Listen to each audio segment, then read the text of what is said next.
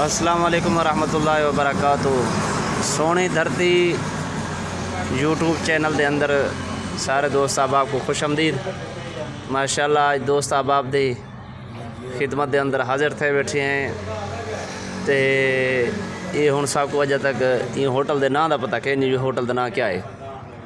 तो बहरहाल इस साइड के लिखे ने पे थले कर्मा वाला होटल, कर्मा वाला होटल बूरे शरीफ के अंदर अस हाजत हैं दोस्त अहबाब जनाल अज अलहमदुलिल्लाह गपशप लगी है। तो आ सामने रोड है, मेन रोड तो ट्रैफिक आँदी पैंदी पी मुल्तान तू अपना पाकपतन बूरे आला ये रोड है। ये जै दोस्त अहबाब ने इलाके का कभी विजिट किया होए तो साकू दसे सो। तो ई जादे उत्ते कर्मा वाला होटल है। इत्थे अज अलहमदुलिल्लाह दोस्त अहबाब ने कढ़ाई दा सब्सक्राइब करो, नवा सिरा चैनल है। थोड़ी मेहरबानी।